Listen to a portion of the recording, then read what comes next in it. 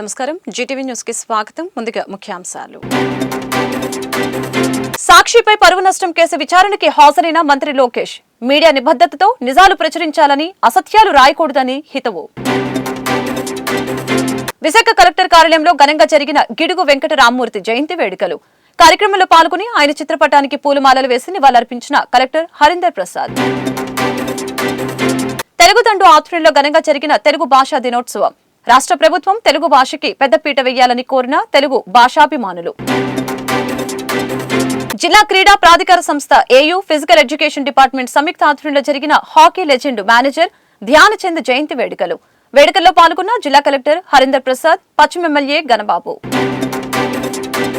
పెందుర్తి 95వ వార్డులో నూతనంగా ఏర్పాటు చేసిన జనసేన పార్టీ కార్యాలయం. నూతన కార్యాలయాన్ని ప్రారంభించిన స్థానిక ఎమ్మెల్యే పంచకల్ల రమేష్ బాబు.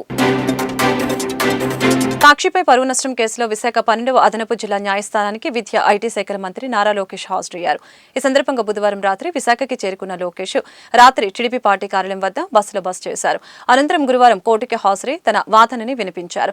అనంతరం బయటకు వచ్చిన లోకేష్ మీడియాతో మాట్లాడారు. తనపై కావాలని 2019లో తప్పుడు కథనాలు రాశారని అన్నారు. మీడియా సంస్థలు ఖచ్చితమైన ఆధారాలతో వార్తలు ప్రచురించాలని, తప్పుడు కథనాలు రాయటం దారుణమని పేర్కొన్నారు. తను కానీ, తన తండ్రి చంద్రబాబు కానీ, తమ పార్టీ కానీ ప్రజాధనాన్ని దుర్వినియోగం చేయదని స్పష్టం చేశారు. గతంలో వైకాపా పార్టీ అధికారంలోకి వచ్చిన మొదటి 6 నెలల్లోనే నా పైన విశాఖపట్నం ఎడిషన్ లో దుష్ప్రచారం చేస్తూ ఒక ఆర్టికల్ రాయడం జరిగింది. దాంట్లో భాగంగా ప్రత్యేకంగా నేను విశాఖపట్నం ఎయిర్పోర్ట్ లో టీ, కాఫీ తీసుకున్నానని, దానికి అయిన ఖర్చు 25 లక్షల రూపాయలని, అది ఇప్పుడు ప్రభుత్వం చెల్లించడానికి ఇబ్బంది పడుతుందని ఆనాడు సాక్షి పత్రిక ఆర్టికల్ వేసింది. అందరు తెలిసిన విషయమే. సాక్షి పత్రికలో ఇన్వెస్ట్మెంట్ మొత్తం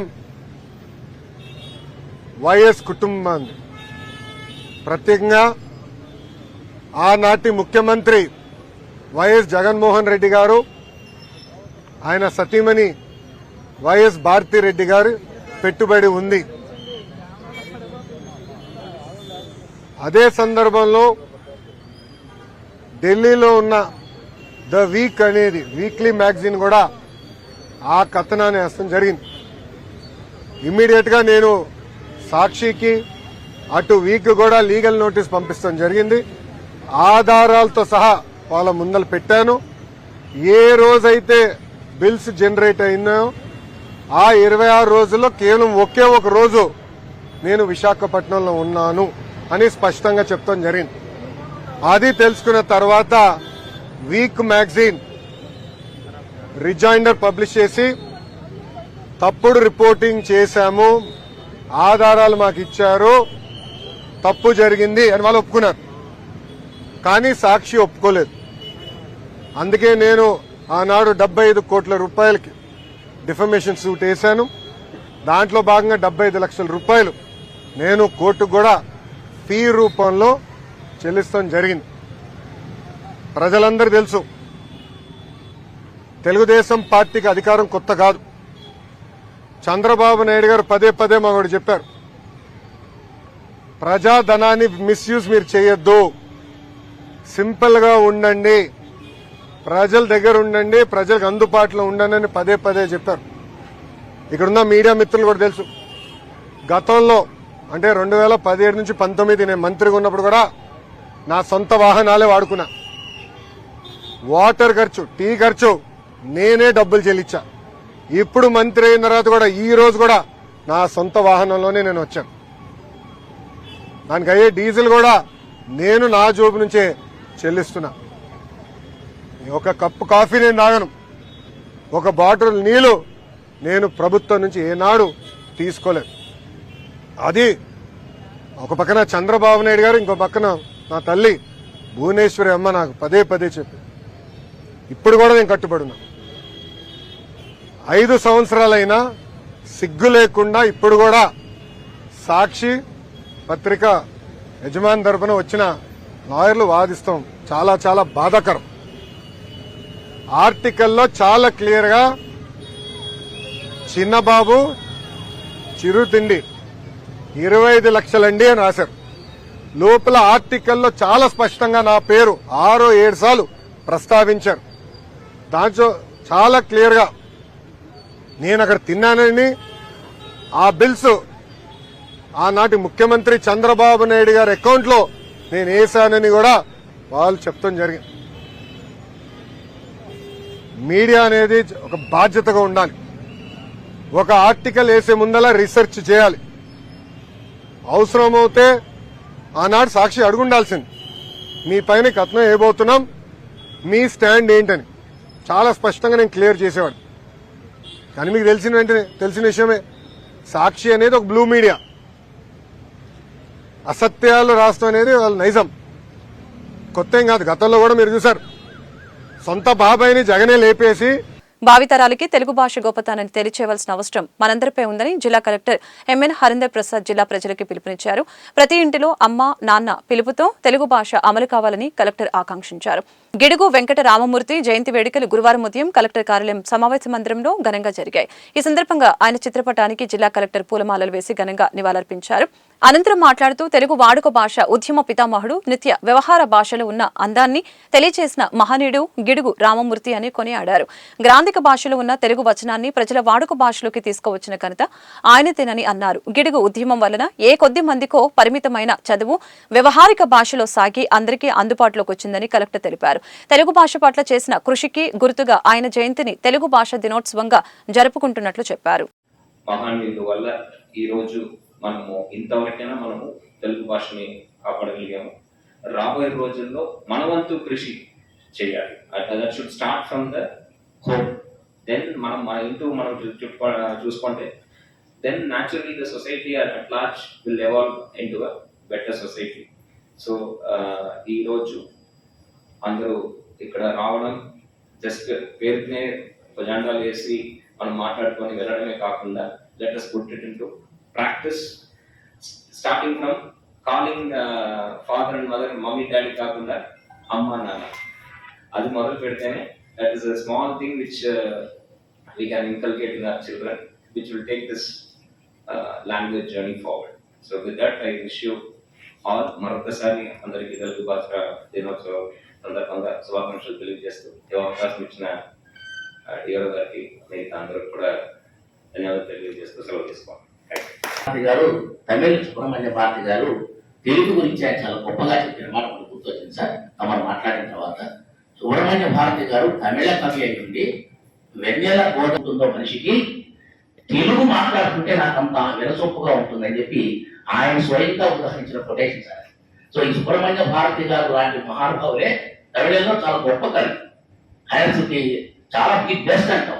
అలాంటి వారు మన తెలుగు గురించి చెప్పారంటేనే మన భాషకున్న సౌందర్యాన్ని మనం మర్చిపోతున్నాం. దయచేసి అందరూ కూడా సార్ చెప్పిన దాన్ని దృష్టిలో పెట్టుకొని ఇంటి దగ్గర కొంత మనం అది ప్రమోట్ చేసే విధంగా చర్యలు తీసుకోవాల్సిన మరొకసారి కోరుతున్నాం. Many thanks sir. తెలుగు భాషా దినోత్సవం గిడుగువారి జయంతిని పురస్కరించుకొని తెలుగు దండు ఆధ్వర్యంలో మద్దెలపాలెం కూడలి తెలుగు తల్లి విగ్రహం వద్ద వేడుకని ఘనంగా నిర్వహించారు. కార్యక్రమంలో పలువురు సాహితీవేత్తలు, కళాకారులు, భాషాభిమానులు పాల్గొని తెలుగు తల్లికి నీరాజనాలు సమర్పించారు. కార్యక్రమంలో తెలుగు దండు అధ్యక్షులు పరవస్తు ఫణిసియన సూరి మాట్లాడుతూ మన రాష్ట్రంలో నూతనంగా ఏర్పడిన కూటమి ప్రభుత్వం తెలుగు భాషా దినోత్సవాన్ని ఘనంగా నిర్వహిస్తుందని ఆశించామని, కానీ చివరి నిమిషంలో హడావుడిగా ఏర్పాట్లు చేసిందని, పైగా భాషా పురస్కార గ్రహీతల పేర్లు ఆంగ్లంలో ముద్రించి భాషాభిమానుల ఉత్సాహంపై నీళ్లు చల్లిందని ఆవేదన వ్యక్తం చేశారు. ఏదేమైనా మన రాష్ట్ర ప్రభుత్వం మన మాతృభాష రక్షణకి పెద్దపీట వేస్తుందని నమ్ముతున్నట్లు తెలిపారు. ప్రాథమిక విద్యలో తెలుగు భాషను అమలుపరిచే విషయంలో తన వైఖరిని వెంటనే ప్రకటించాలని, భాషాభిమానుల కోరికను నెరవేర్చి భావితరాలకి మన తెలుగు భాషను భద్రంగా అందించేందుకు ప్రభుత్వం ముందుకు రావాలని అభ్యర్థించారు. కార్యక్రమంలో జాతీయ జర్నలిస్టుల సంఘం కార్యదర్శి గంట్ల శ్రీనిబాబు, కామేశ్వర శర్మ, నరవ ప్రకాష్ రావు తదితరులు పాల్గొన్నారు. ప్రపంచవ్యాపిత 18 కోట్ల తెలుగు వారందరికీ తెలుగు భాషా దినోత్సవ శుభాకాంక్షలు. ఈరోజు ఆగస్టు 29 వ్యవహారిక భాషా పితామహుడు, గ్రాంధిక భాష అంటే నన్నయ్య నుండి చిన్నయ్య వరకు కేవలం మన కావ్యాలు, గ్రంథాలన్నీ కూడా గ్రాంధిక భాషలోనే ఉండేవి. గ్రాంధిక భాష నుండి వ్యవహారిక భాషకు అంటే గగన వీధుల్లో విహరిస్తున్నటువంటి, ఎవరికి అందనంత ఎత్తులో విహరిస్తున్నటువంటి తెలుగు భాషను, గ్రాంధిక భాషను సామాన్యులకు దగ్గర చేయడానికి వ్యవహారిక భాష ఉద్యమాన్ని నడిపిన మహనీయుడు తన దేహాన్ని తన ఆయుష్ను తెలుగు భాష కోసమే అంకితం చేసినటువంటి అర్పించినటువంటి మహనీయుడు గిడుగు వెంకటరామమూర్తి గారు. వారి జయంతిని మనము ఈరోజు తెలుగు భాష దినోత్సవంగా ఆగస్టు 29 జరుపుకుంటున్నాం. కాబట్టి అందరికీ శుభాకాంక్షలు తెలియజేస్తూ ముఖ్యంగా ఈ సందర్భంలో ఒక మాట చెప్పాలి. వాస్తవంగా గత ప్రభుత్వము తెలుగు భాషను ఎంత నాశనం చేయాలో అంత నాశనం చేసింది. కానీ కొత్త ప్రభుత్వం వచ్చింది కదా, ఆహా ఓహో ఇదైనా కనీసం ఏదో చేస్తనుకుంటే ఏదో సామెతనట్టు కోటి ఆశలతో అత్తవారింటికి వెళ్ళిన పెళ్లి కూతురు పరిస్థితి అయిపోయింది. ఈరోజు ఎక్కడ తెలుగు భాష దినోత్సవ వాసనలే కనపడటం లేదు. కాకపోతే కొన్ని పాఠశాలల్లో ఏదో భాషాభిమానులు జరుపుకుంటున్నారే కానీ చేయట్లేదు. మొన్నటి వరకు పార్లమెంటులో తెలుగులోనే మన వాళ్ళు ప్రమాణ స్వీకారం చేశారు. అసెంబ్లీలో ప్రమాణ స్వీకారం తెలుగులోనే చేశారు, సంతోషపడుతున్నాం. తర్వాత మన విద్యాశాఖ మంత్రి గారు కూడా తెలుగు భాషకు ప్రాధాన్యత ఇవ్వాలని మాట్లాడుతూ ఉంటే అబ్బో నిజమే కామోస్ అనుకున్నాము. కానీ ఈరోజు తెలుగు భాష దినోత్సవం కొత్త ప్రభుత్వం కూటమి ప్రభుత్వం ఏర్పడింది. మొదటి పండుగ అద్భుతంగా చేస్తారేమో. కనీసం ఈ కార్యక్రమాన్ని విజయవాడ, విశాఖపట్నం లాంటి ప్రధాన నగరాల్లో నిర్వహిస్తారేమో అని ఆశపడ్డాం. నిరాశ ఎదురైంది. విద్యా విషయంలో మన మాతృభాష విషయంలో తన వైఖరిని స్పష్టం చేయనట్లయితే గత ప్రభుత్వాన్ని ఎలాగైతే దుయ్యబట్టామో అంతకు రెట్టింపు ఈ ప్రభుత్వాన్ని కూడా మనము శృంగభంగం చేయడానికి, ఉద్యమాలు నడపడానికి, ప్రజా ఉద్యమాన్ని నడపడానికి మనం సిద్ధంగా ఉన్నామని ఈ సందర్భంగా తెలియజేస్తున్నాం. అందరికీ నమస్కారం. మరి గత కొన్నేళ్లుగా తెలుగు భాషను పరిరక్షించాలని చెప్పేసి పరవస్తు చెన్నైసూరి గారి నేతృత్వంలో మేమంతా కలిసి అనేక కార్యక్రమాలు నిర్వహిస్తూ వస్తున్నాం. మరి గత ప్రభుత్వం తెలుగు భాషకు సంబంధించి అనేక విధాలుగా విజ్ఞప్తులు పంపించినప్పటికీ కూడా స్పందన లేదు. అయితే కూటమి ప్రభుత్వం అధికారంలోకి వచ్చింది, తెలుగు భాషకు పూర్వవైభవం వస్తుందని చెప్పేసి ఆశిస్తున్నాం.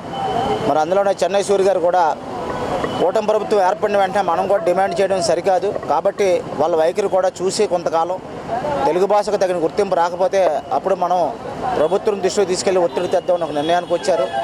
ఏదేమైనా తెలుగు భాష కోసం నిరంతరం కూడా ఈ తెలుగుదండు కృషి చేస్తుంది. మరి అందులో భాగంగానే ఈరోజు తెలుగు భాషా దినోత్సవాన్ని పురస్కరించుకొని తెలుగు తల్లి విగ్రహానికి పెద్దలందరూ కూడా పూలమాలకృతం చేసి తెలుగు భాషను పరిరక్షించాలని, అలాగే ఇతర భాషలను వద్దనడం లేదు కానీ తెలుగు భాషను మన సొంత భాష కాబట్టి మాతృభాషను గుర్తించిన తర్వాతే మిగతా భాషలను కూడా ఆదరించాలని కోరుతూ మరి సూర్య గారు చేపట్టిన కార్యక్రమాల్లో మేము ప్రతి కార్యక్రమంలో కూడా భాగస్వాములు అవుతున్నాం.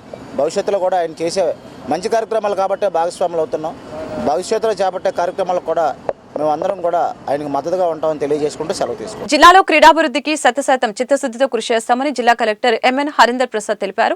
జిల్లా నుంచి జాతీయ, అంతర్జాతీయ క్రీడాకారులు తయారు కావాలని, ఆ దిశగా అన్ని చర్యలు చేపడతామని క్రీడాకారులను ఉద్దేశించి అన్నారు. జిల్లా క్రీడా ప్రాధికార సంస్థ ఏయూ ఫిజికల్ ఎడ్యుకేషన్ డిపార్ట్మెంట్ సంయుక్త ఆధ్వర్యంలో హాకీ లెజెండ్ మేజర్ ధ్యానచంద్ జయంతి వేడుకలు ఆంధ్ర యూనివర్సిటీలోని గోల్డెన్ జూబ్లీ గ్రౌండ్స్ నందు గురువారం ఉదయం జరిగాయి. ఈ సందర్భంగా మేజర్ ధ్యానచంద్ విగ్రహానికి విశాఖపట్నం పశ్చిమ ఎమ్మెల్యే గణబాబుతో కలిసి కలెక్టర్ పూలమాలలు వేసి ఘనంగా నివాళులర్పించడం జరిగింది. అనంతరం కెమిస్ట్రీ డిపార్ట్మెంట్ న్యూ సెమినార్ హాల్లో నిర్వహించిన సమావేశంలో కలెక్టర్ మాట్లాడారు. మేజర్ ధ్యాన్ చంద్ జయంతి సందర్భంగా జాతీయ క్రీడా దినోత్సవాన్ని నిర్వహించుకోవడం, తద్వారా క్రీడాకారుల్ని ప్రోత్సహించుకోవడం ఆనందదాయకమని తెలియజేశారు. జిల్లా యంత్రాంగం తరపున క్రీడాభివృద్ధికి ఎంత సహకారం అందించగలమో అంత తప్పనిసరిగా 100% చిత్తశుద్ధితో కృషి చేస్తామని కలెక్టర్ హామీ ఇచ్చారు. డెఫినెట్గా జిల్లా యంత్రాంగం నుంచి ఎంత సహకారం అందించాలో తప్పనిసరిగా పూర్తి స్థాయిలో 100% డివోషన్తో, డెడికేషన్తో చేపడతామని ఈ సందర్భంగా నేను తెలియజేస్తున్నాను. When it comes to track, first priority MLA గారు చెప్పినట్టు we will focus on a proper track for all the athletes to participate. మన జిల్లా నుంచి ఎర్రాజీ జ్యోతి గారు మొన్న ఒలింపిక్స్లో పాల్గొనడం చాలా ఒక ప్రౌడ్ మూమెంట్ మన అందరికీ కూడా. సో అలాంటి అమ్మాయి లాగా ఇంకా చాలామంది తయారవ్వాలి. I met her the other day. ఆవిడతో మాట్లాడినప్పుడు she was requesting the same thing. Sir, ఇక్కడ ఫెసిలిటీస్ మనకు ఉండట్లేదు, నేను ఎక్కడో రిలయన్స్ ఫౌండేషన్లో ఉండి నేర్చుకోవాల్సి వస్తుంది, పేరెంట్స్తో లేకుండా కేవలం ఒక 10 రోజే నేను వాళ్ళతో ఉండగలుగుతున్నాను. ఇక్కడ ఫెసిలిటీస్ డెవలప్ చేస్తే చాలామంది పిల్లలు నాలాగా రాగలుగుతారు, వాళ్ళందరికీ పొటెన్షియల్ ఉందని చెప్పడం జరిగింది. సో డెఫినెట్గా ఫ్రమ్ డిస్ట్రిక్ట్ అడ్మినిస్ట్రేషన్ సైడ్ ఇక్కడ ఉన్న కంపెనీస్తో మాట్లాడుతూ వాళ్ళు ప్రోత్సాహంతో వాళ్ళు సిఎస్ఆర్ ఫండింగ్తో we will try to tie up and ముందు గతంలో చేసినట్టు ప్రతి ఒక్క కంపెనీ కూడా ఒక స్పోర్ట్ని అడాప్ట్ చేసుకునే విధంగా మాట్లాడడం జరుగుతుంది. రాబోయే రోజుల్లో విదిన్ 10 to 15 days ఎమ్మెల్యే గారు చెప్పినట్టు we will have a meeting మన ఇక్కడ ఉన్న సాయితో, ఒలింపిక్ అసోసియేషన్తో, అదేవిధంగా విత్ డిఎస్డిఓ అండ్ మిగతా స్పోర్ట్స్ ఫెడరేషన్స్తో ఒక సమావేశం ఏర్పాటు చేసుకొని will prepare an action plan. What are we going to achieve, ఇంకా 6 నెలల్లో మనం ఏం చేస్తాము, సంవత్సరంలో ఏం చేస్తాము. కామన్వెల్త్ గేమ్స్లోనూ అత్యున్నతంగా ప్రపంచ స్థాయిలో గుర్తింపు పొందినటువంటి ఈవెంట్స్లో పార్టిసిపేట్ చేయడం అనేటువంటిది ప్రతి ఒక్క క్రీడాకారుడి లక్ష్యం. మన కంట్రీకి వచ్చేటప్పటికి ఒక నేషనల్ గేమ్స్లో మెడల్ తీసుకురావాలని. ఈ లక్ష్య సాధనలో నేషనల్స్ అయితే పక్క రాష్ట్రాలతోనూ, ఏషియన్ గేమ్స్ అయితే పక్క దేశాల్లోనూ, లేకపోతే ఒలింపిక్స్లో క్వాలిఫైడ్ కంట్రీస్తో పోటీ పడే విధంగా మన క్రీడాకారులు తయారు కావాలని చెప్పి కోరుకుంటూ ఉంటాం. అందులో మన దేశంలో మంచి అత్యున్నత క్రీడాకారు ప్రతిభ పాఠవాలు కనబరిచిన వారికి ఇచ్చేటువంటి పురస్కారం అర్జున అవార్డు. మంచి కోచ్గా క్రీడాకారుల్ని తయారు చేస్తే ఆ తయారు చేసి ఫలితాలు సాధించినటువంటి కోచ్కి ఇచ్చేటువంటి అత్యున్నత పురస్కారం ద్రోణాచార్య. ఈ రెండింటికి కూడా సాధించుకున్నటువంటి అరుదైనటువంటి జిల్లా విశాఖపట్నం జిల్లా. ఈరోజు మన సమక్షంలో అర్జున అవార్డీస్ ఉన్నారు, ద్రోణాచార్య అవార్డీస్ ఉన్నారు, మంచి ప్రతిభ కలిగినటువంటి క్రీడాకారులు ఉన్నారు. ఈ అన్నిటికీ మించి చక్కటి క్రీడా సంఘాలు ఉన్నాయి. ఇక్కడ వచ్చినటువంటి క్రీడాకారులకే కాకుండా మా కలెక్టర్ గారికి కూడా తెలియాలని ఇవన్నీ చెబుతున్నారు. కొత్త రాష్ట్రం ఏర్పాటు అయినాక క్రీడా రాజధాని కాదు, కంబైన్డ్ స్టేట్లోనే హైదరాబాద్ తర్వాత అన్ని యాక్టివిటీస్ ఉన్నటువంటి జిల్లా విశాఖపట్నం నగరం. ఆ కారణం చేతే 2002లో నేషనల్ గేమ్స్ జరిగితే హైదరాబాద్కి అలాట్ అయితే 32 ఈవెంట్స్ చేయదలిస్తే అప్పటి మా లెజెండరీ కోదండరామయ్య గారు ఈ యాక్టివిటీస్ అన్నిటికీ మూలకారకులు. వారు ఇప్పుడు లేకపోయినప్పటికీ ఆయన రోజు ఒకటి చెప్పారు, విశాఖపట్నం ఇప్పుడు ఈరోజు నేషనల్ గేమ్స్ జరిగితే ఏ రాష్ట్రంలో జరిగినా 2 ప్రాంతాలు. పెందుర్తి నియోజకవర్గం 90వ వార్డు రత్నగిరి నగర్లో నూతనంగా నిర్మించిన జనసేన పార్టీ కార్యాలయాన్ని స్థానిక శాసనసభ్యులు పంచకల రమేష్ బాబు ప్రారంభించారు. ప్రారంభోత్సవం అనంతరం ఆయన మీడియాతో మాట్లాడారు. అత్యధిక మెజారిటీ గెలిపించిన పెందుర్తి ఓటర్లందరికీ ధన్యవాదాలు తెలిపారు. అందరికీ అందుబాటులో ఉంటూ అందరి సమస్యల్ని పరిష్కరించడానికి శక్తివంచన లేకుండా పనిచేస్తానని హామీ ఇచ్చారు. డిప్యూటీ సీఎం పవన్ కళ్యాణ్ జన్మదినాన్ని పురస్కరించుకొని నియోజకవర్గంలో ప్లాస్టిక్ వ్యర్థాలని శుభ్రపరిచి పర్యావరణాన్ని కాపాడి మనవంతు బాధ్యతగా అందరూ సమిష్టిగా పనిచేసి పర్యావరణాన్ని కాపాడాలని పిలుపునిచ్చారు. కార్యక్రమంలో జనసేన, టీడీపీ, భారతీయ జనతా పార్టీ నాయకులు, వీర మహిళలు, కార్యకర్తలు అధిక సంఖ్యలో పాల్గొన్నారు. నాయకులు, కార్యకర్తలు, కార్పొరేటర్లు, మండల పార్టీ అధ్యక్షులు, సర్పంచులు, ఎంపీటీసీలు, అలాగే వివిధ హోదాల్లో పార్టీ పనిచేస్తున్న సీనియర్ నాయకులందరికీ కూడా పేరు పేరున నా హృదయపూర్వక నమస్కారాలు, ధన్యవాదాలు. మరి ప్రతిరోజు కూడా గత 2.5 నెలల్లో గత 5 సంవత్సరాల నుంచి ఏ పనులు అవ్వకుండా ఇబ్బంది పడుతున్న మా కేడర్ అంతా కూడా ప్రతిరోజు కూడా టౌన్లోకి వచ్చి ఉదయం 7 గంటల నుంచే ఎంతో దూరం నుంచి అక్కడికి రావడం అనేది నాకు చాలా ఇబ్బందిగాను, అవమానంగాను. అంటే ఇంతమంది టైం నేను వేస్ట్ చేస్తున్నానని చెప్పి ఆలోచించి 15 రోజుల నుంచి ఇక్కడ ఆఫీస్ తయారు చేయించి ఈరోజు ఇక్కడ ఆఫీస్ ఓపెన్ చేసుకోవడం జరిగింది. నేనైతే దీన్ని ఆఫీస్గా కాదు, దీన్ని నేను ఒక దేవాలయంగా భావిస్తాను. ప్రతి ఒక్క సామాన్యుడికి, కార్యకర్త నుంచి పార్టీ లీడర్ నుంచి సామాన్య ప్రజల వరకు కూడా ఏ కష్టం వచ్చినా కూడా ఇక్కడికి రావచ్చు. ప్రతి వారికి కూడా వచ్చిన ప్రతి ఒక్క వ్యక్తిని కూడా నవ్వుతూ పంపించే బాధ్యత నేను తీసుకుంటామని కూడా నేను మీకు మాటిస్తాను.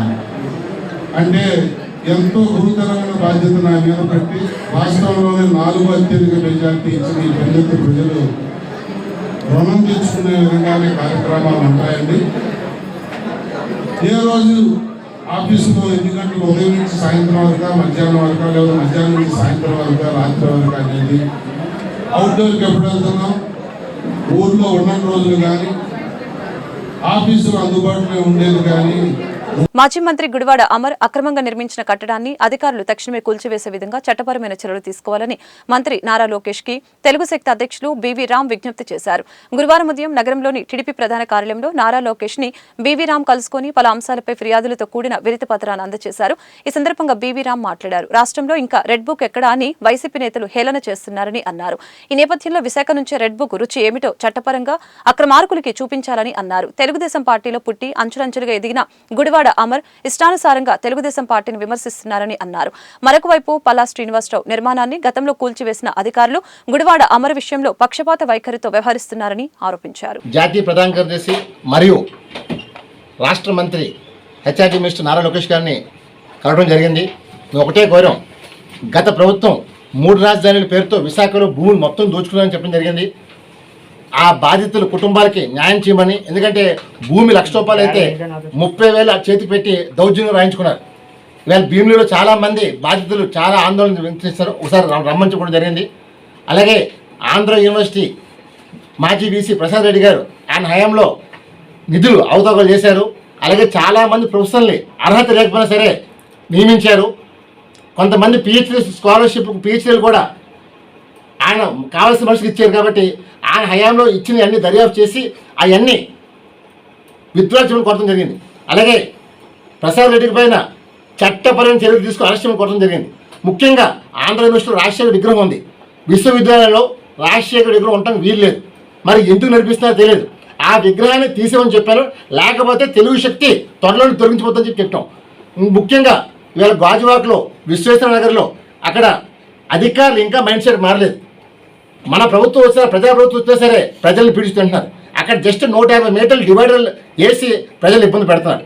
ప్రజలు మమ్మల్ని మన పార్టీని అసహించుకుంటున్నారు. మేము ఒకటే చెప్పాం, ప్రజాప్రభుత్వం కాబట్టి ప్రజలకి ఏం కోరుకున్నారో ఒక అన్నగా, తమ్ముడుగా, కొడుకుగా, మనోడుగా మీరు చేయండి సార్. మీ వెంట ప్రజలు ఉన్నారు. ఇవాళ ఆంధ్రప్రదేశ్ ఇవాళ కూటమి ప్రభుత్వానికి 120 సీట్లు ఇచ్చారంటే కేవలం చంద్రబాబు నాయుడు విజువల్ లీడర్ కాబట్టి ఈ రాష్ట్రాన్ని కాపాడాలని చెప్పి పవన్ కళ్యాణ్ చంద్రబాబు కలయికతో ఆంధ్రప్రదేశ్ అభివృద్ధి చెందే ఉద్దేశంతో ప్రజలు ఓటిచ్చారు. ఇవాళ Vaikapa party red book open కోరుతున్నాను. ఎందుకంటే ఇప్పటిదాకా హేళన చేస్తున్నారు. రెడ్ బుక్ అన్నారు, ఏమి నాకు రెడ్ బుక్ ఏదని చెప్పి హేళన చేస్తున్నారు. దయచేసి ఆ రెడ్ బుక్ని విశాఖలో స్టార్ట్ చేయమన్నాను. కోడిగూడ శాఖ మంత్రి అమర్ని మన పార్టీలో మనం భిక్షిస్తే ఇవాళ మన పార్టీనే తిడుతున్నాడు. గతంలో పల్లా శ్రీనివాస్ గారు బిల్డింగ్ కూల్చేసిన అధికారులు ఇవాళ అమర్ బిల్డింగ్ ఇప్పుడు దాకా కొంచెం నోటీస్ ఇచ్చారు. ఏంటి అడుగుతున్నాను అంటే అధికారులు ఎందుకు కుంభకాస్తులు అడుగుతున్నాను అంటే మన అధికారులు ఉన్నా సరే, కేవలం అధికారులు మన ప్రభుత్వం ఉన్నా సరే అధికారులు ఇంకా వైసీపీ కుంభకాస్తున్నారు. దయచేసి మన ఎలాగైతే సీఎం రేవంత్ రెడ్డి గారు కూల్చారో హైదరాబాద్లో, అలాగే అమర్ కాంప్లెక్స్ కోల్చమని చెప్పి కోరుతున్నాను. విశాఖ జిల్లా పరిధిలో పెండింగ్ లో ఉన్న ప్రెస్ అక్రిడేషన్ ని తక్షణమే మంజూరు చేయాలని Andhra Pradesh union of working journalist Visakhapatnam జిల్లా అధ్యక్షులు కాకి రాము, కోశాధికారి కిల్లి ప్రకాష్ రావు, స్థానిక పత్రికల సంఘం అధ్యక్షులు P Satyanarayana, APUWJ electronic media సంఘం అధ్యక్ష కార్యదర్శులు వాల్మీకి నాగరాజు, చందు యాదవ్ డిమాండ్ చేశారు. ఈ సందర్భంగా గురువారం జిల్లా సమాచార పౌర సంబంధాల శాఖ ఉప సంచాలకులు ఎస్వి రమణను కలిశారు. అక్రిడేషన్ మంజూరు కాకపోవడం వలన జర్నలిస్టుల ఆరోగ్య బీమాకి అర్హులు కాలేకపోతున్నారని వివరించారు. ఈ మేరకు తక్షణమే పెండింగ్ లో ఉన్న అర్హులైన జర్నలిస్టుల అక్రిడేషన్లు పరిశీలించి మంజూరు చేయాలని కోరారు. ఈ సందర్భంగా డిపిఆర్ఓ రమణ పెండింగ్ అక్రిడేషన్ల విషయాన్ని కలెక్టర్ దృష్టికి తీసుకువెళ్లి త్వరితగతిన మంజూరు చేసేందుకు కృషి చేస్తానని హామీ ఇచ్చారు. అనంతరం రాము, సత్యనారాయణ మీడియాతో మాట్లాడారు.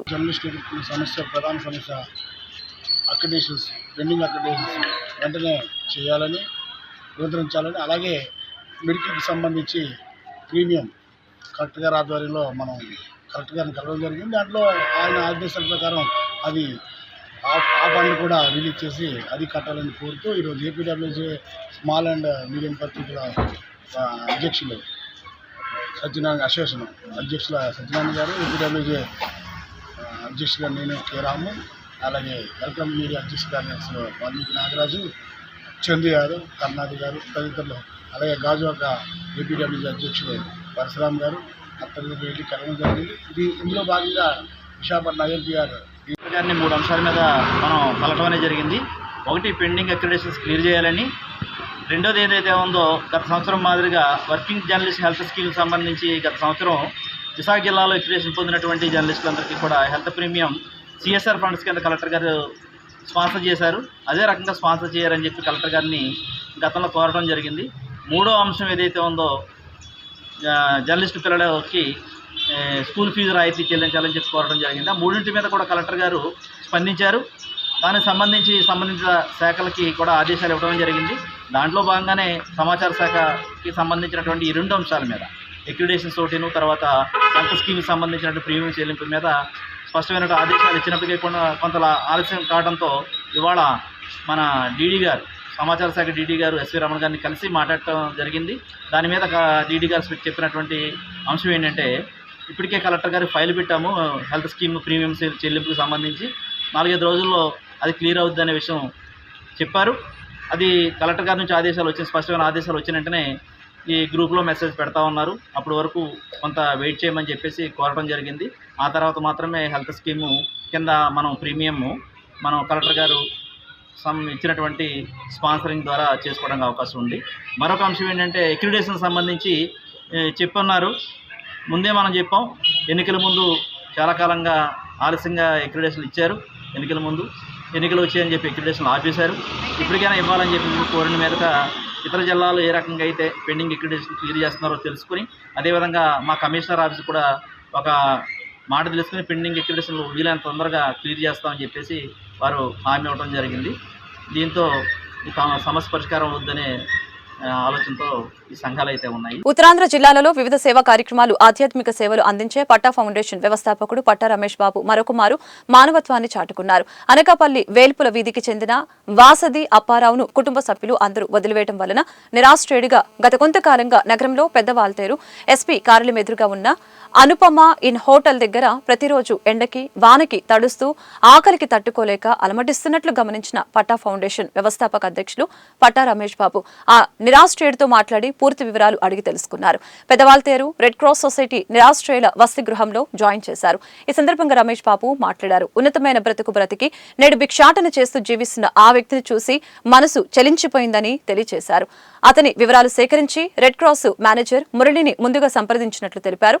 ఇప్పటికైనా మానవత భావంతో వారి కుటుంబ సభ్యులు ఎవరైనా వచ్చి తీసుకువెళ్తారని ఆశిస్తున్నట్లు తెలిపారు. కార్యక్రమంలో ఫౌండేషన్ సభ్యులు పీతల తాతయ్య నాయుడు పాల్గొన్నారు.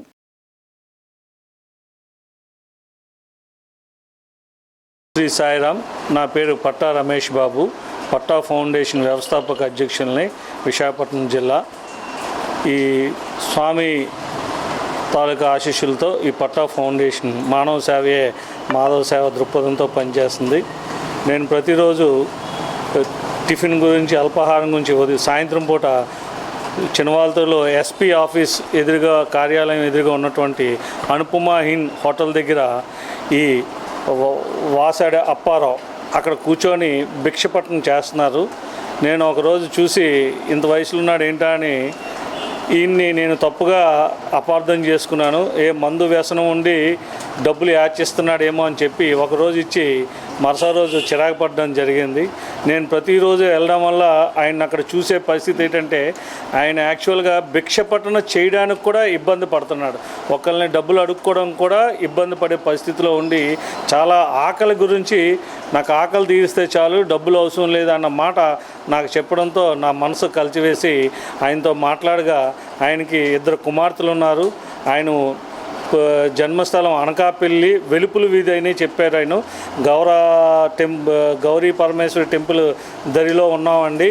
నాకు 2 కుమార్తెలు, నా కుటుంబ సభ్యులు నన్ను వదిలేశారు. నాకు ఏ దక్షత లేకుండా హాస్పిటల్ దగ్గర వదిలేస్తే నేను ఈ హోటల్ దగ్గర కూర్చుంటూ ఎవరైనా తినడానికి మాత్రమే నేను యాచించుకుంటున్నాను, కానీ డబ్బుల విషయం కాదని చెప్తే, ప్రతిరోజు ఈ వర్షాకాలంలో ఎండకి వానకి నిలువున ఆయన తడిచిపోతున్నాడు.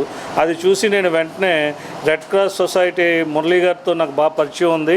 ఆయన ఎంతోమందికి ఇక్కడ సేవలు ఈ రెడ్ క్రాస్ ద్వారా నిరాశ్రయులకి వసతి కల్పించి చాలా బాగా చూసుకుంటున్నారు అనేది నాకు గతంలో తెలిసిన విషయంతో పరిచయంతో ఆయనకు ఫోన్ చేసి ఆయన సంప్రదించి ఈయన విషయం గురించి పూర్తిగా తెలియజేయగానే నేను వెంటనే ఈరోజు మా ఫౌండేషన్ ద్వారా తీసుకొచ్చి ఈ యొక్క వసతి గృహంలో ఆయనకి ఆశ్రయం కల్పించడం జరిగింది.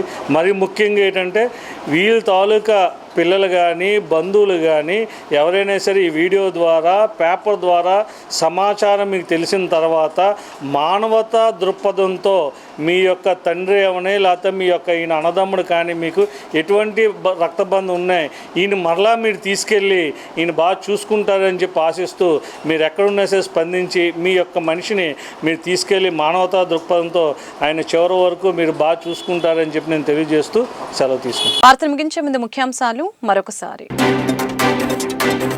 సాక్షిపై పరువు నష్టం కేసు విచారణకి హాజరైన మంత్రి లోకేష్ మీడియా నిబద్ధతతో నిజాలు ప్రచురించాలని, అసత్యాలు రాయకూడదని హితవు. విశాఖ కలెక్టర్ కార్యాలయంలో ఘనంగా జరిగిన గిడుగు వెంకట రామ్మూర్తి జయంతి వేడుకలు. కార్యక్రమంలో పాల్గొని ఆయన చిత్రపటానికి పూలమాలలు వేసి నివాళులర్పించిన కలెక్టర్ హరీందర్ ప్రసాద్. తెలుగుదండు ఆధ్వర్యంలో ఘనంగా జరిగిన తెలుగు భాషా దినోత్సవం. రాష్ట్ర ప్రభుత్వం తెలుగు భాషకి పెద్దపీట వేయాలని కోరిన తెలుగు భాషాభిమానులు. జిల్లా క్రీడా ప్రాధికార సంస్థ ఏయూ ఫిజికల్ ఎడ్యుకేషన్ డిపార్ట్మెంట్ సంయుక్త ఆధ్వర్యంలో జరిగిన హాకీ లెజెండ్ మేనేజర్ ధ్యానచంద్ జయంతి వేడుకలు. వేడుకల్లో పాల్గొన్న జిల్లా కలెక్టర్ హరీందర్ ప్రసాద్, పశ్చిమ ఎమ్మెల్యే గణబాబు. పెందుర్తి 95వ వార్డులో నూతనంగా ఏర్పాటు చేసిన జనసేన పార్టీ కార్యాలయం. నూతన కార్యాలయాన్ని ప్రారంభించిన స్థానిక ఎమ్మెల్యే పంచకల్ల రమేష్ బాబు. ఈ వార్తలు ఇంతటితో సమాప్తం. మరొక బులెటిన్లో మళ్ళీ కలుద్దాం. నమస్కారం.